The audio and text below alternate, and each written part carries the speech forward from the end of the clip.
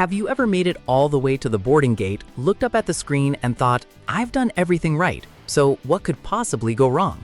You packed light, you skipped checking a bag to avoid the extra fees, you checked in online, you even got to the gate early. Then, just minutes before boarding, a gate agent asks you to place your carry-on into a metal sizer. It doesn't fit. Or maybe it does fit, but your backpack, sling bag, or even that small shopping bag you've been carrying suddenly counts as an extra item.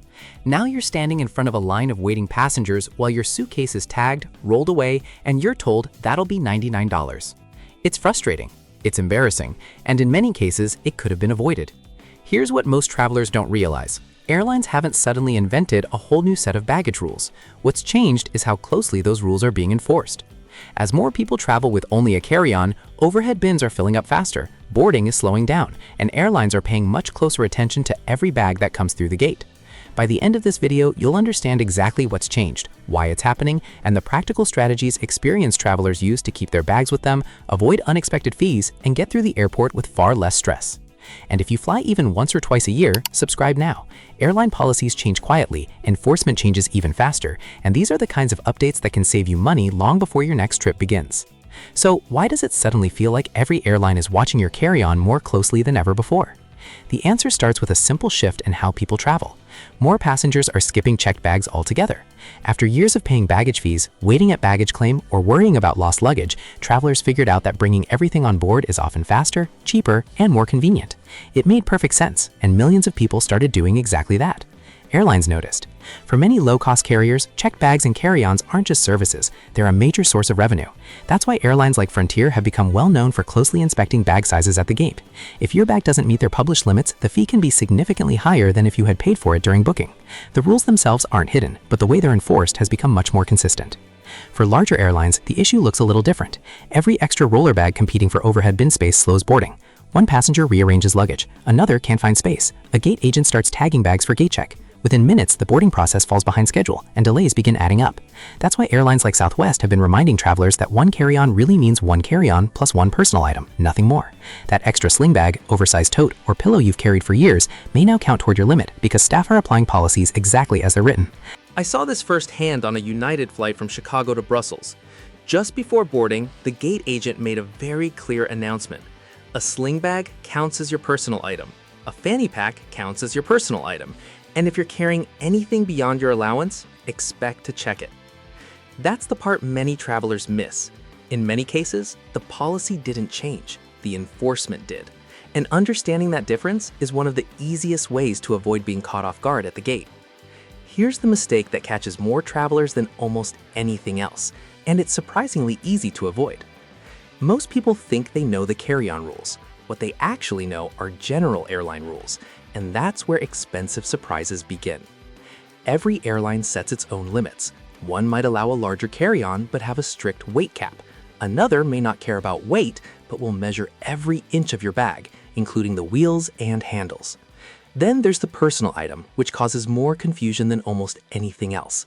A backpack might qualify, a laptop bag usually does, but add a camera bag, a sling, a shopping bag from the airport, or even a travel pillow hanging from your suitcase, and some airlines may count those as additional items. One detail many travelers never think about is code share flights. Let's say you book your ticket through United, because that's the website you used. Everything looks familiar, so you assume United's baggage rules apply. But when you arrive at the airport, you discover the flight is actually operated by Lufthansa. Same reservation, same boarding pass, completely different baggage allowance, different size limits, different weight restrictions, different enforcement. That's why experienced travelers don't just check the airline they booked with, they check every airline operating every segment of the trip.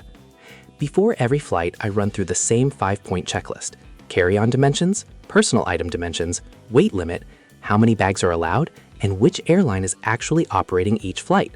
It takes less than 5 minutes, but it can save you from a last-minute repack or an unexpected fee at the gate.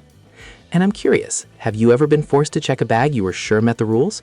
Let us know which airline it was and what happened.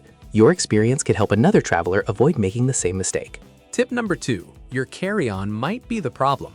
What if the problem isn't how you packed, but the suitcase itself? This catches a lot of travelers because a carry-on that works perfectly on one trip can become a problem on the next, even if you pack exactly the same way. In the United States, most major airlines allow a carry-on that's around 22 by 14 by 9 inches, and many don't impose a weight limit. That gives travelers a bit more flexibility. But once your itinerary includes international airlines, especially across Europe, the rules often become tighter. Many carriers have smaller size allowances and weight limits between 7 and 10 kilograms. That's roughly 15 to 22 pounds, including the suitcase itself. Here's where people get caught off guard.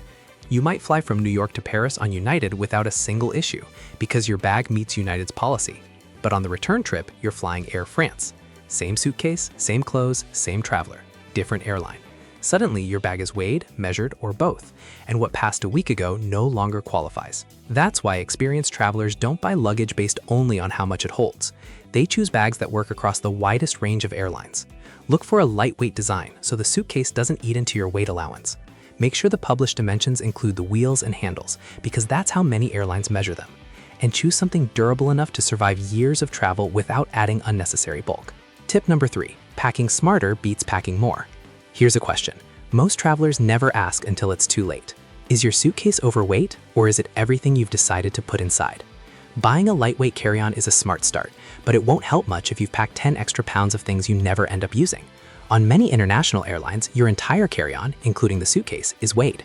That means every unnecessary item brings you one step closer to being asked to repack at the gate or check your bag. One habit that's completely changed the way I travel is what I call the test pack method. About a week before a trip, I pack exactly as if I'm leaving the next morning. Then I weigh the bag, and if I can, I spend a couple of days living out of it. It's a surprisingly effective way to spot the clothes you never reach for, the gadgets you don't need, and the just-in-case items that quietly add pounds without adding value. The truth is, everyone overpacks, even people who travel for a living. The goal isn't to bring more options, it's to bring better ones. A simple capsule wardrobe lets a few versatile pieces create multiple outfits. Packing cubes keep everything organized and make it easier to see what you're actually carrying instead of stuffing items into empty spaces. Wear your heaviest shoes and jacket on the plane instead of packing them, and be honest about the things you're unlikely to use. On domestic flights, a few extra pounds may not matter. On international routes, they often do. Every pound you leave at home gives you a little more flexibility when the airline decides it's time to put your bag on the scale. Most travel channels focus on destinations. I focus on the mistakes that quietly cost travelers money before the vacation even starts. If that's useful, subscribe so you don't miss the next one. Tip number 4, master the personal item. If there's one piece of luggage that experienced travelers quietly rely on more than any other, it's not the carry-on suitcase, it's the personal item. Most airlines focus on one simple rule: it has to fit under the seat in front of you.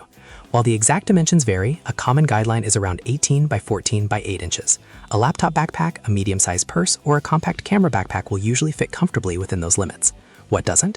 Trying to sneak a second roller bag on board and hoping no one notices. That's becoming much harder to get away with. Think of your personal item as your travel survival kit, not extra storage.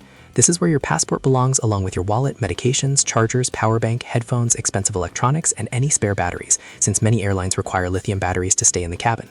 I also recommend packing a clean shirt, underwear, and basic toiletries. If your carry-on is unexpectedly gate-checked or arrives late, you'll still have everything you need for the first day of your trip. Here's another strategy that's becoming more popular, especially for short getaways. Skip the carry-on completely. For a weekend trip, a well-packed personal item is often all you need. You board faster, never worry about overhead bin space, eliminate the risk of gate checking, move through connections more easily, and walk off the plane without waiting for anyone else to grab luggage. Sometimes the smartest way to beat the carry-on crackdown isn't finding a better suitcase. It's realizing you don't always need one in the first place. Tip number 5, how frequent flyers avoid getting stopped. Want to know something frequent flyers figure out after enough trips? Getting through the gate isn't only about what's in your bag, it's about how you move through the airport. Start by checking in online whenever you can. Besides saving time, it often means you can head straight to security instead of stopping at the check-in counter, where your luggage is more likely to be weighed or measured before you even reach the gate. Then, once your boarding group is called, don't wait around. Overhead bin space disappears much faster than most people expect. By the middle of boarding, gate agents are often looking for volunteers or selecting passengers to gate check larger bags. There's another pattern I've noticed over the years. Gate agents tend to pay much closer attention to roller suitcases than backpacks, even when both hold about the same amount. I've walked onto flights with a 45-liter travel backpack long after roller bags were being tagged for gate check, simply because it looked less bulky. Appearance matters more than many travelers realize, and one small courtesy goes a long way. If you're carrying a personal item, place it under the seat in front of you, not in the overhead bin.